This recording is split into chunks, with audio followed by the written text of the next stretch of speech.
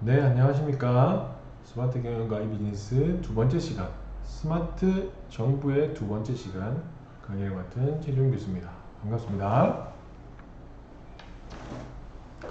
여러분들 첫 번째 시간 전자정부 3.0 여러분들과 어떻게 3.0까지 이루어졌고 전자정부 3.0이 하고자 하는 부분은 어떤 것들인지 여러분들과 공유하고 강의했습니다. 이번 장은 이 전자정부 3.0의 비전이 가고자 하는 비전이 어떻게 되는지부터 여러분들 연결해서 시작하도록 하겠습니다. 사실 전자정부 3.0의 구현 목표라고 생각해 보시면 조금 도움이 될 겁니다. 쉽게 생각해 보시면 이 전자정부 3.0을 구현하는 목표는 공공정보를 적극적으로 공개하겠다는 거예요. 그래서 적극적으로 공개하면 어떤 거예요? 소비자들은 여러분 국민의 알 권리를 충족시키겠다. 거기다가 공동 데이터들을 우리가 사용하고 있는 공공기관의 데이터들을 민간 활용하게 하겠다. 그것들이 결국 민간으로 협치 강화를 통해서 민간과 국가의 협치, 같이 정치를 하고 도움을 주겠다는 걸 통해서 소통을 하겠다는 말이에요. 소통. 그래서 소통을 해서 우리 정부 매우 투명하게 만들겠다는 거예요. 그리고 우리가 정부가 운영하는 시스템도 개선해서 도움을 줄 거고 이런 부분에 의해서 거기다가 빅데이터 활용해서 우리 그냥 생각만으로 하는 게 아니라 정확한 데이터를 이용해서 과학적으로 구현해서 유능한 정부, 일 잘하는 정부를 추구하겠다. 거기다가 나만 생각하는 게 아니라 수요자 맞춤형 서비스를 해서 서비스를 통합하고 제공하겠다. 그리고 지원도 강화할 것이며 정보 취약계층의 정부도 지원도 강화할 거다. 그래서 모두가 행복한 대한민국이 되었으면 하기 위해서 이 정부 3.0의 그림을 그리고 있는 거예요. 그리고 지금까지 오고 있고요. 그래서 이 첫 번째였던 게 소통하는 전자정부였죠. 소통하는 전자정부.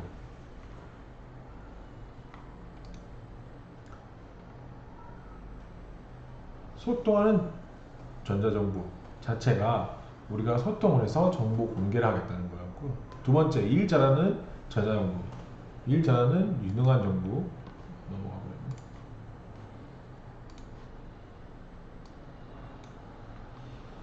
국민 참여 확대하기 위해서 정보 공개를 많이 하겠다. 그걸 통해서 국민의 알 권리를 충족시키고 민간 부분에서도 우리 데이터를 많이 사용하기 위해서 성장 능력을 확장하겠다. 창출하겠다. 거기다가 서비스 정부, 국민 중심의 서비스 정부죠. 그래서 효율적으로 맞춤형으로 정부를 서비스를 구현하는데 누구를 중심으로? 국민을 중심으로 하겠다는 게 이 3.0의 크나큰 비전이었어요.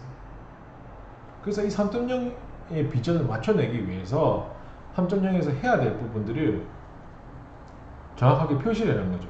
세 개의 목표를 두고 8대 핵심 과제를 구현을 추진한 겁니다. 그래서 3대 목표는 앞에서 말씀드린 서비스 정부, 유능한 정부, 투명한 정부였어요. 그래서 서비스 정부, 유능한 정부, 투명한 정부를 만들기 위해서 이런 것들을 해결해야 된다라고 과제를 정한 거죠. 첫 번째가 찾아가는 서비스 및 사각지대 해소. 여러분들이 미리 찾아가는 선제적 서비스를 선제공해서 복지 생활 서비스에다가 사각지대를 해소하는 거예요. 그래서 우리 국민 정부 제안과 국민 확인제, 정부가 제안하지만 국민도 확인해야 된다는 걸 도입하는 거죠.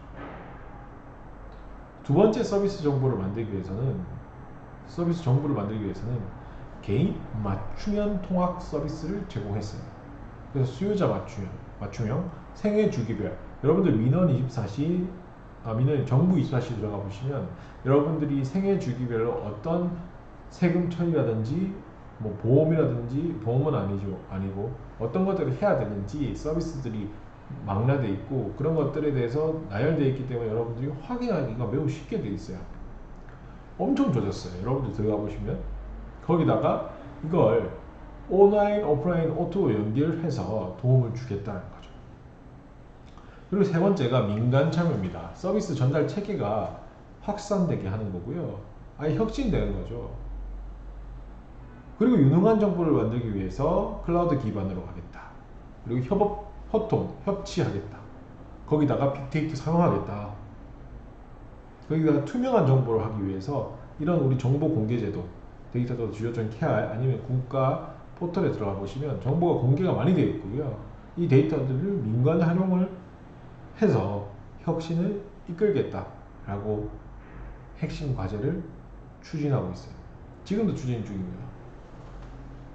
그래서 여러분들이 이런 부분들이 이루어지고 있는지 한번 봐주시면 좋을 것 같아요. 그래서 이 핵심 과제들을 하나씩 제가 살펴봤습니다. 개인 맞춤형 통합 서비스가 가능해야 되고 통합 행정 서비스 플랫폼이 구축돼야 되고 거기다가 선제적 행정 서비스를 해야 되고 공동 데이터를 개방을 통하기 위해서 국민 외부와 협업을 해야 되고 그런 것들을 위해서 데이터팀 지오.kr 공공 데이터 포털들이 이루어져 있다는 걸 여러분들과 이야기를 했어요. 그래서 지금 현재 개인 맞춤 통합 행정 서비스를 하기 위해서 어떤 것들이 하고 있는지 요거는 책에도 잘 나와 있고요. 지금은 더 발전됐습니다. 연말정산 서비스, 선제적으로 행정 서비스를 진행하는 부분이고 그래서 이런 것들이 여러분들에게 발전되고 있다는 걸 확인하실 수 있는 부분입니다. 자, 특히 이 전자정부의 3.0 그리고 전자정부의 서비스가 여러분들한테 확장되기 위해서 이런 것들을 많이 진행했어요. 가장 대표적인 게 이제 전자정부 서비스입니다. 특히 이 민원 서비스 여러분들이 가장 많이 사용하는 거죠. 민원인들이 사실 여러분들이거든요. 그래서 민원 서비스 혁신 사업이라고 해서 G4C라고 하는데 이 행정 정보 기술을 IT 기술을 도입해서 민원들의 행정 정보를 정보화하고 다른 행정기관들의 정보를 공동 이용할 수 있게 하는 거죠. 여러분들 입장에서는 인터넷, 휴대전화, PDA에서 언제든지 이 행정 정보의 이용이 가능하게 하는 거고 서비스 품질이 향상되고 효율성과 투명성이 향상되는 것들을 원하는 거죠. 그래서 이런 것들의 G4C에서 가장 많이 사업하고 있는 종류가 여러분들이 인터넷 민원 서비스 전자정보 대표 포털 korea.go.kr 한번 들어가 보시고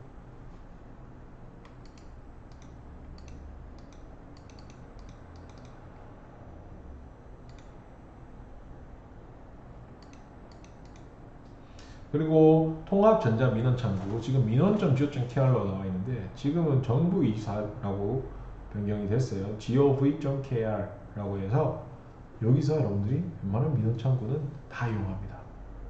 거기다가 행정정보가 공동 이용이 가능하기 위해서 여러분들 행정정보 공동 이용 센터라고 해서 행정 서비스 한 번에 원스톱으로 받을 수 있도록 하는 사이트가 있고요. 거기다 공통 기반 지원 서비스는 여러분들이 통합 전자민원 창구라든지 각 기관별 민원 시스템에 공동으로 사용하기 가능한 서비스를 개발해서 여러분들 뒤에 세팅 인프라를 확장시키고 있는 거죠.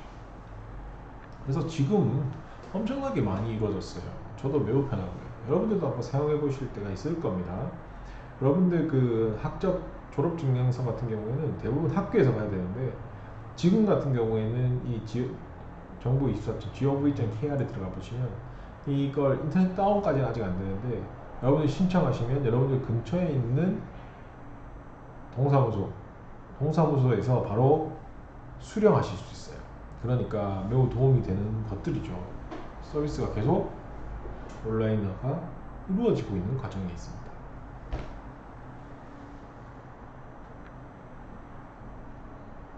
그래서 이 전자정보화를 위해서 민원 서비스가 혁신된 것들 G4C라고 보여드리고 있는데 아까 하나 보여드린 게 이제 민원 서비스 통합 대표 포털, 전자민원 창구, 공동 이용 이런 것들이 있었고 거기다가 포털 이런 것들을 여러분들과 같이 봤습니다. 그래서 어떻게 돼 있는지 한번 들어가 보시면 좋을 것 같고요.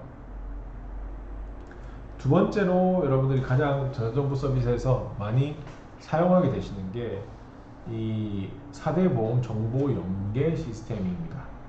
이게 직장인이 되시면 가장 많이 들어가 보실 수 있는 서비스예요.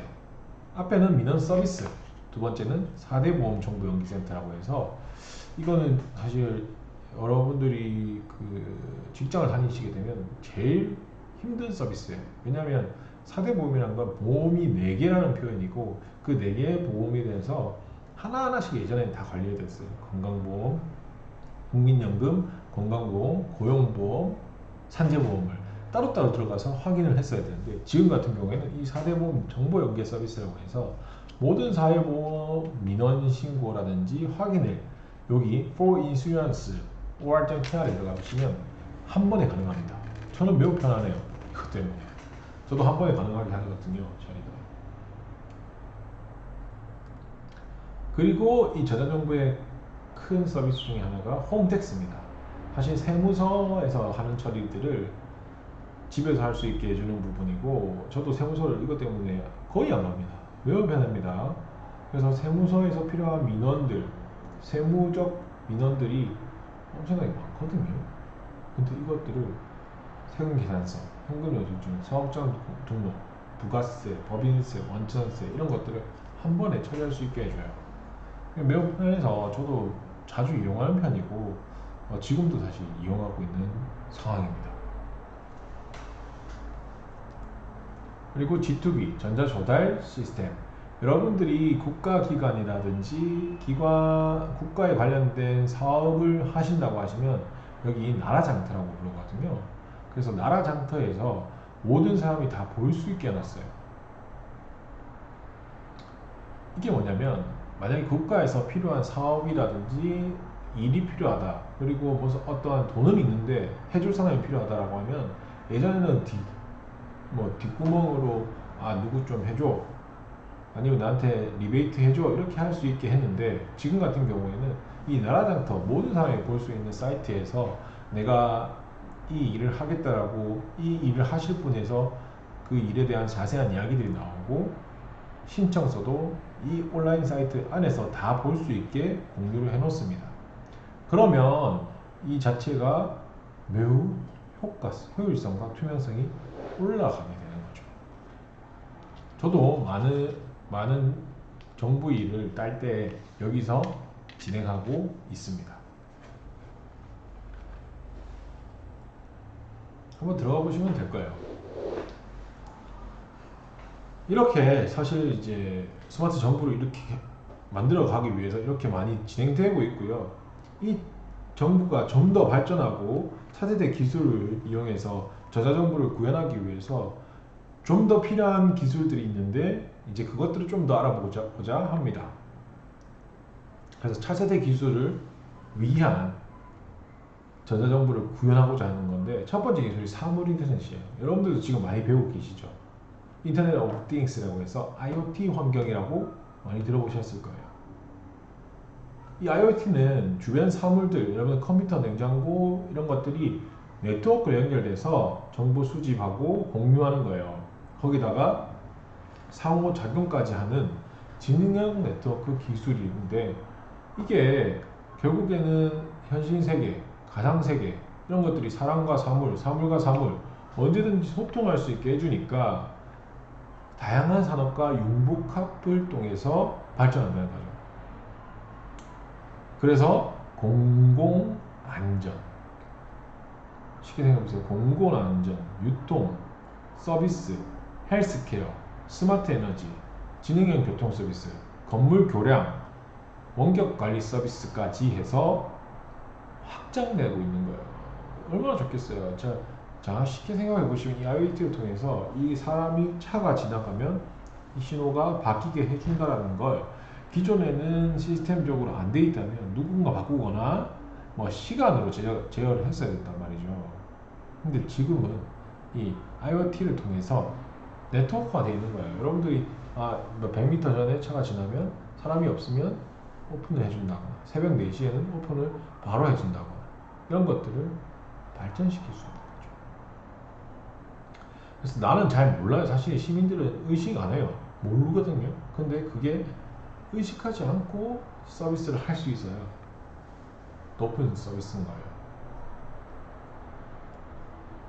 그래서 이 사물 인터넷을 하기 위해서 국가에서 하고 있는 것들은 엄청나게 많습니다. 스마트 홈 도시, 에너지 환경, 문화 관광 교육, 의료 복지, 교통 물류, 제조 플랜트, 농축산물 해서 어떤 부분들이 이루어지고 있는지 이 공공 서비스가 이루어지는지 보시면은 뭐 안심 먹거리 관리 체계 이런 것들이 지능형 사물 인터넷 통해서 실질적으로 지나가면 제대로 다 지나갔다는 걸 한 번에 확인할 수 있게 되는 거죠. 물리도 마찬가지입니다. 지능카, 스마트카, 의료복지도 웨어러블 생체 신호, 여러분들 시계 이런 것들 많이 보셨죠?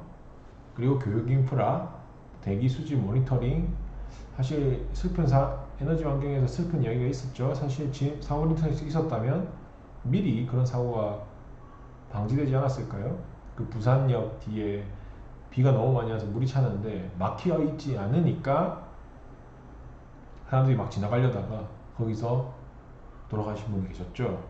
그렇게 생각해 보시면 이런 거에 사물 인터넷이 연결되어 있었다면 알아서 차단이 될 수 있는 차단기가 올라온다거나 이런 것들을 세팅할 수 있는 거예요.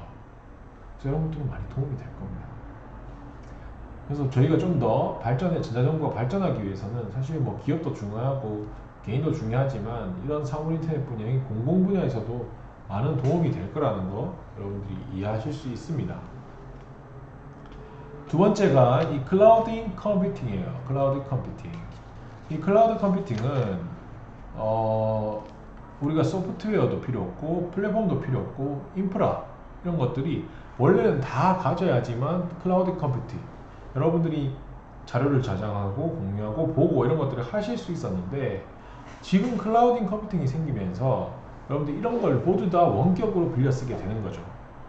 원격으로 빌려 쓰는 서비스가 제공됨으로써 전력 아껴져요. 비용 절감돼요. 컴퓨터 자원 수요도 우리가 많이 가질 필요가 없어요. 그러면 내가 들일 비용도 많이 줄어드는 거죠. 그래서 민간 기업도 마찬가지고 공공 서비스도 마찬가지고 많이 하고 있습니다. 저희 회사에도 세팅이 되어 있어요.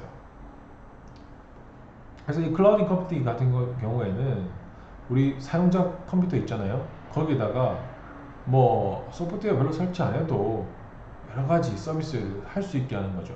PC는 그냥 어떤 거냐면 클라우드 환경에 접속하기 위한 수단으로 이용되는 거예요. 그래서 웹에서 제공하는 걸 여러분들은 그냥 내 컴퓨터에서 하는 것처럼 바로 진행하게 되는 거고 이런 것들이 우리가 5G망이라든지 뭐 기가급 인터넷이 들어오면서 더 가능하게 되는 거죠. 원래는 저장을 하려면 하드 용량을 늘리거나 이 하드 용량이 꽉 차면은 뭐 하드를 다 샀어야 되는데 지금 같은 경우에 클라우드 컴퓨팅에다 다 저장을 해 놓으면 되니까 이 클라우드 컴퓨팅 유지 비용도 내가 낼 필요 없이 한 번에 처리가 되는 거죠. 얼마나 도움이 됩니까? 특히 이 행정정보 적용한다고 생각해 보세요. 그럼 정보전산 그리고 그걸 저장해야 되는 자원 비용 거기다가 서비스 제공도 인터넷만 연결되어 있으면 빠르게 되고요.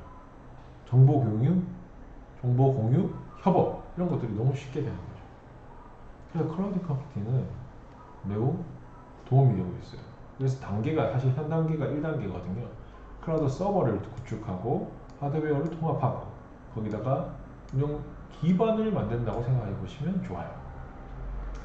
그리고 이제 유능한 정보를 지원하기 위해서 이제 업무라든지 정책 지식들이 축적되는 거죠. 이게 축적되면 결국 뒤에 우리가 데이터를 분석하는 기반이 될 수 있고 서비스 간에 탄력적으로 연계하기 위한 데이터들이 축적되는 거예요. 그리고 소프트웨어 데이터 통합을 하고 공유 협업이 가능하게 되니까 이 클라우드 서비스 플랫폼이 구축되고 데이터 융합을 일으켜서 우리가 맞춤형 서비스까지 가는 겁니다. 그러기 위한 서비스 중에 하나에 필요한 기능이 차세대 기술이 클라우드 컴퓨팅이에요. 세 번째가 빅데이터죠. 여러분들 많이 들어보셨을 거예요. 뭐 제가 수업하는 과목 중에 하나도 빅데이터 분석이에요. 왜냐하면 이 빅데이터라는 게 이 모바일 데이터, 소셜미디어가 생기면서 기존의 인터넷에서 사용하는 데이터보다는 너무 많은 데이터가 생성되는 거예요. 데이터가 폭증한다고 하죠. 자, 생각해보세요. 여러분들 인터넷 페이지에서 한 번 주고받는 거에 데이터가 생성되는 걸 생각해보시면 모바일은 여러분들이 터치 한 번에 생성돼요. 여러분 터치 한 번에 모든 정보가 생성이 됩니다. 여러분들 하루에 핸드폰 터치 몇 번 하는지 한번 보세요.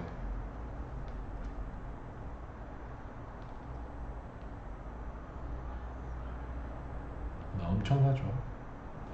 그래서 이 빅데이터가 경제적 자산이 된다는 걸 이해하게 되었고, 이거에 따라서 행정 서비스에도 데이터 분석이 이루어져야 되고 과학적 행정 처리가 진행돼서 똑똑한 정부가 이루어져야 된다고 하는 거예요. 그게 빅데이터 활용한 스마트 정부를 구현하겠다고 2011년에 이미 진행을 하기 시작했어요. 특히 공공기관은 데이터 많이 확보하고 있어요.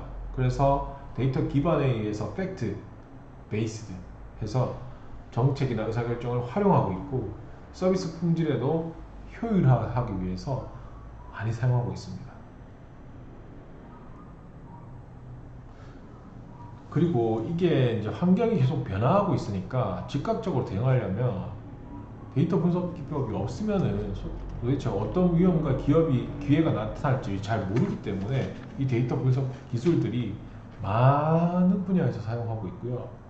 이것들을 통해서 뭘 한다? 선제적으로 준비를 하고 대응을 한다는 거죠. 위험이라든지 특히 이런 거 위협 같은 거는 우리가 매우 필요한 부분이잖아요. 사람과 생명이 직결되어 있는 거기 때문에. 그래서 이 빅데이터 분야가 많이 각광을 받고 있는 이유도 그렇고요. 사실 빅데이터를 적용하기 위해서는 단계가 필요해요. 단계가 필요한데 이 지금 보시면 도시 내수 침수 조기 감지 파일럿 모델이에요. 도시에 침수가 일어나면 어떻게 될 건지, 어떻게 감지하고 진행될 건지 이걸 빅데이터 적용을 한 거예요. 그래서 비정형 데이터, 트위터, B2데이 뉴스정보 블로그 이런 데다가 여러분들이 쓰는 거죠. 아, 여기 침수가 일어났습니다. 여기 지금 상황입니다. 이렇게 인스타에다가 올리는 겁니다. 그럼 여러분들이 위치 정보라든지 발생 추이를 비정형 데이터를 통해서 받게 되는 겁니다. 비정형 데이터라는 건 데이터의 형태가 정형적이지 않은 거예요. 여러분들 인스타에서 여러분 쓰는 글들이 정형화되어 있지 않죠? 그렇게 생각해 보시면 됩니다. 거기다 그거에다가 정형 데이터를 붙이는 거죠. 실시간 강우량, 지금 강우량은 이 정도고요. 표고, 토양도, 토지 피복도, 경사 이런 것 때문에 예상 침수 지역과 과거 침수 흔적들을 데이터를 더 추가하는 거예요. 거기다가 연계해서 비정형 데이터 플러스 정형 데이터를 붙이는 겁니다. 거기다가 이제 이러고 나서 상세 확인을 하게 되는 거죠. CCTV라든지 인구 시설물이 어떻게 돼 있다라는 걸 각각 확인을 해서 침수 전조, 여기 침수가 일어날 것 같으니까 빨리 피하세요라고 문자를 보낼 수 있는 거죠. 이렇게 적용이 된 거예요. 지금은 더 고도화됐고요. 그래서 이 공통기반 플랫폼을 이루기 위해서 지금 국가에서 가지고야 하는 방향이 빅데이터 공통기반 플랫폼인데, 이 공공정보를 가지고 분석 결과를 연계하고 공유하고 싶은 거예요. 지금 정부기관 보유 정보들을 전부 다 연계 모드를 통해서 민간 데이터 수집, 분석하고 공동 활용할 수 있게 하는 거고, 거기서 활용, 분석, 저장, 연계 수집 가능하게 하는 거예요. 거기다가 민간 정보도 같이 수집, 분석, 저장 하게 하는 거죠. 이게 빅데이터 공통기관 플랫폼 형태가 돼서 이 안에 들어가면 빅데이터 플랫폼에 대한 정보를 확인할 수 있게 하겠다라는 게 이 빅데이터 공통기반 플랫폼입니다. 지금도 하기 위해서 노력하고 있는 분야예요. 그래서 이런 사례들이 있었고요. 매우 잘 되고 있습니다. 그리고 적용 사례들, 우리 감염병 신고 있었죠. 입국 자진 신고 안내, 위험 방문 국가 제공, 이런 것들이 KT라는 기업을 통해서 우리가 진행했던 사례들이 있었고, 빅데이터 심야 버스 노선을 구축해서 이 노선으로 구축해야 된다는 것도 진행하기도 했습니다. 한번 읽어보시면 재밌을 거예요. 그리고 네 번째로 모바일 전자정보가 필요해요. 지금은 이제 모바일 시대입니다. 왜? 우리 5G 인터넷 속도가 빨라졌어요. 그리고 전 국민의 85% 이상이 스마트폰을 사용합니다. 그래서 행정 서비스도 PC 기반에서 모바일 서비스도 가능해야 돼요. 그래서 이게 모바일 행정 수요 서비스를 대응하고 전문자정보 기본 계획을 수립해놨고, 이 스마트 정보 구현을 위해서 모바일 서비스 ISP를 수립했어요. 그래서 업무 방식을 어떻게 하냐면, 예전에는 PC 중심이었다면 이제는 스마트폰, 패드 이런 것들이 이미 진행되고 있기 때문에 모바일로 이용할 수 있게 하는 거고요. 거기다가 모바일 기반 인터넷, 끊기고 없는 모바일 응용 서비스, PC 이용자들만 사용하는 게 아니라 스마트폰, TV 이용자들 대상 확대하게 하고, 국민이 편한 시간으로 사용할 수 있게 하고 쌍방향 소통하게 하는 게 이제 모바일 전자정보의 기본 형태고요. 이것들이 이루어짐으로 인해서 양방향 소통이 가능하고, 그리고 업무 서비스의 새로운 내부 행정과 현장 행정이 기반화되는 거죠. 모바일에서. 거기다가 보안 공통 컴포넌트를 통해서 어떤 거냐, 표준화가 이루어지는 거예요. 모바일로서도 우리 전자정보의 서비스를 표준화해서 모든 사람이 이용할 수 있게 하는 거죠. 이런 것들에 대한 기준을 세워놨고, 이런 가이드라인도 만들어놨어요. 모바일 서비스, 인터페이스, SNS 할 때 어떻게 하라, 이런 것들이 가이드라인까지 나와있기 때문에 모바일 전자정보는 지금도 ING입니다. 현재 진행형이에요. 그래서 우리가 전자정보를 이루기 위해서 기본 계획을 세워놨는데, 첫 번째가 새로운 기술들이죠. AI, IoT, 클라우드, 빅데이터, 모바일, 이런 걸 핵심 수단을 활용해서 행정뿐만 아니라 결국에는 정치, 사회 이런 것 같이 파트너십 확산해서 더 가자는 거죠. 전자정보에. 두 번째로 개개인적 속성이 다 다르기 때문에 개인 맞춤형 서비스 전환을 해야 된다는 거예요. 세 번째가 지능정보 기술들이 계속 발전하고 있어요. 그러니까 정부만 혼자 운영하지 않고 기업한테 공유하고, 데이터 시민단체한테 공유하고, 개인도 협업해서 생태 기반을 새로 만들고 이 사회 발전에도 이바지하자라는 거예요. 이게 기본 계획입니다. 그래서 우리가 이 전자정보를 이루기 위해서 어떤 정부 비전과 전략을 가졌는지 한번 이렇게 Enjoy Your E-Government라고 해서 한번 나온 적도 있고요. 2020년 비전입니다. 이게 이런 것들을 통해서 실행을 어떻게 실행하냐면, 디지털 민원 행정 서비스 all 디지털로 하겠다, 개인 맞춤형 서비스 하겠다, 모바일로 가능하게 하겠다, 국민 참여 가능하게 하겠다, 그리고 지능정보 기반 지능형 의사결정 하겠다, 사회 안정망 구현하겠다, 모바일 클라우드 협업을 통해서 행정 구축하겠다, 데이터 정부 기반 조성하겠다.